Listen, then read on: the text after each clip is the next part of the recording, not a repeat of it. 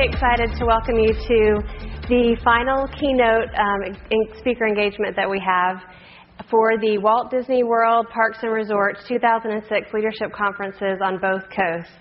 So this is a pretty big moment for us. We've gone through 2 weeks of conferences, and we're really excited to welcome David Nour as our final speaker. He's an author, he's a speaker, he's a senior management advisor for such companies as Deloitte and HP, KPMG, and Intercontinental Hotels. He is currently the managing partner of the Nour Group, Incorporated. One of the most interesting things he told me about when we were talking is that he arrived in the United States in 1981 with a suitcase and $100 to his name. And he was wearing a badge that said,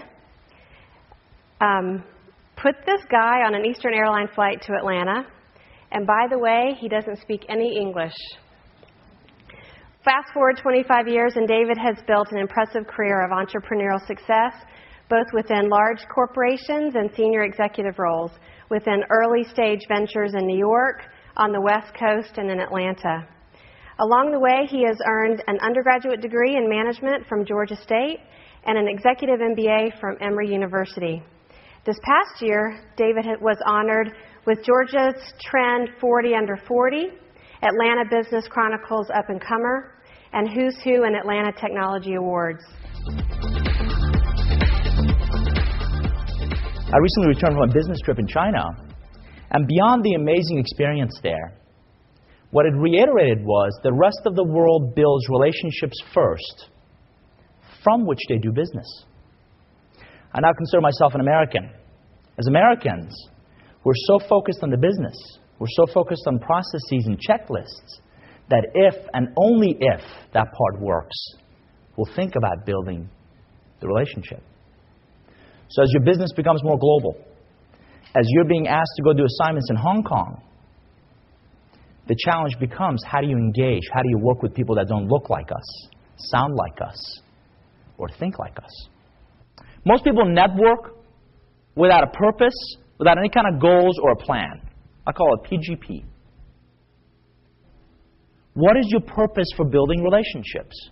Mine is, by getting to know other people, I get to know myself better. Let me say it again. Most networking doesn't work. Why? Because it's haphazard. It's from seat of your pants. It's reactive. You do it for you're thinking, what's in it for me? There's no systematic approach. There's no discipline. And how do I turn those contacts into value? Your personal and professional success, both within this organization, as well as if you go outside of this place, will heavily depend on your portfolio of relationships. So diversity, single biggest asset in your portfolio of relationships. Number 2 is quality. Sales managers, you may have heard this before, they want to hire salespeople with great Rolodexes. That's myopic, because Rolodex is transactional. Better question is, how often per week do you play golf with C-level executives? I'll talk to people about ROI in a different approach. Return on involvement. If you came to these 3 days just for the content, you missed half the value. Because the other half was the people. If you're involved in the planning of this, if you're involved in your department in spreading the good news about this event, think about any organization. 2 fundamental challenges: membership and fundraising. Right? Any association, any organization you think about. You take one of those 2 roles, not only do you earn the spotlight, but that's where you can have the highest impact. So do you belong to an association where you just show up and put up your badge and just you're there? Or do you belong and you focus on making an impact? This has to become the dye in the fabric, not the patch. The latter permeates through who you are and what you do.